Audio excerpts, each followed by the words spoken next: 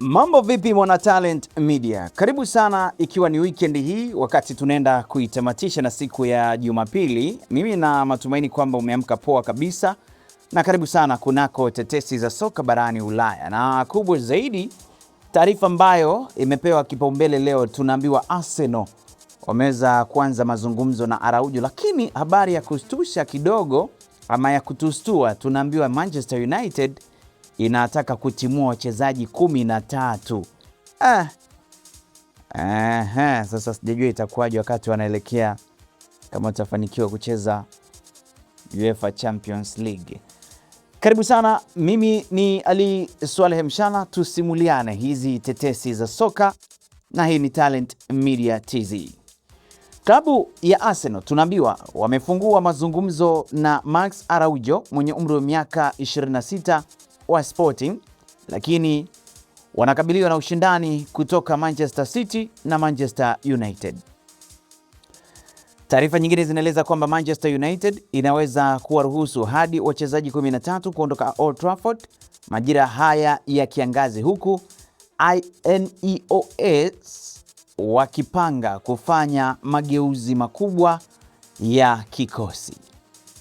United pia imemweka kwenye orodha ya wachezaji inayowahitaji Anderson mwenye umri wa miaka 26, kiungo wa Atalanta na Brazil.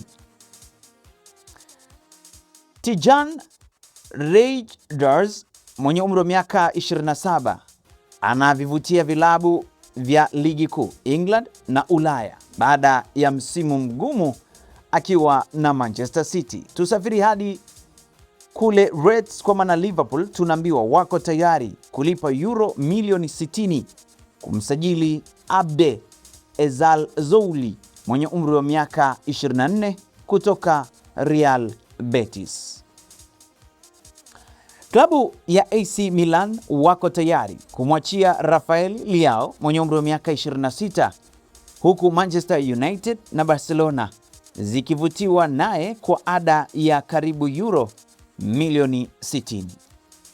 Tukielekea hadi pale The Gunners, Arsenal tunaambiwa wanamfuatilia Endrick mwenye umri wa miaka 19 ambaye yupo kwa mkopo Lyon, na wanaweza kumsajili ikiwa hatakuwa kwenye mipango na Real Madrid.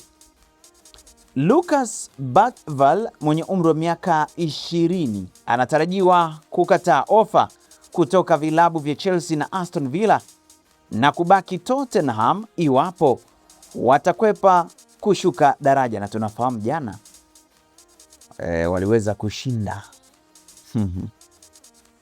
dhidi ya Wolves. Wale ni Wolves dhidi ya Wolves, shinda bao 1-0.